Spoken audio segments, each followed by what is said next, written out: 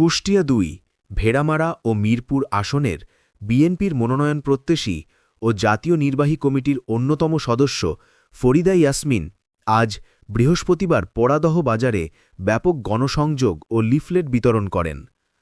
সকাল থেকে তিনি বাজারের বিভিন্ন দোকান, ব্যবসায়ী ও পথচারীদের হাতে বিএনপির কেন্দ্র ঘোষিত ৩১ দফা কর্মসূচি এবং জনগণের অধিকার পুনরুদ্ধারের আহ্বান সম্বলিত লিফলেট তুলে দেন।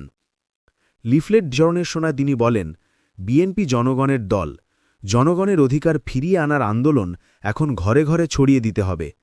জনগণই এই দেশের মালিক, তাদের ভোটাধিকার ফিরিয়ে আনাই আমাদের লক্ষ্য। এই সময় স্থানীয় নেতাকর্মী ও সাধারণ মানুষ ফরিদা ইয়াসমিনের সঙ্গে কুশল বিনিময় করেন এবং আগাম নির্বাচনে ধানের শীষ প্রতীকের পক্ষে একাত্মতা প্রকাশ করেন। স্থানীয় ব্যবসায়ীরা জানান, ফরিদা ইয়াসমিনের এমন গণসংযোগ কর্মসূচিতে বাজারে নতুন প্রাণ ফিরে এসেছে।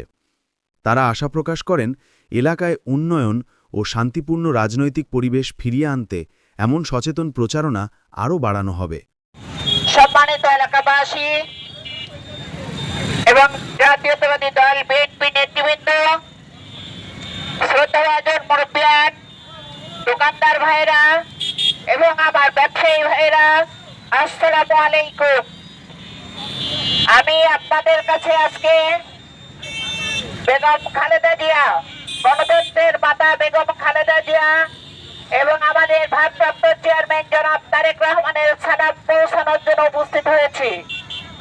আপনারা তাদের সালাম গ্রহণ করবেন এবং আমার জন্য দোয়া করবেন, ধানের শীষে ভোট দেবেন।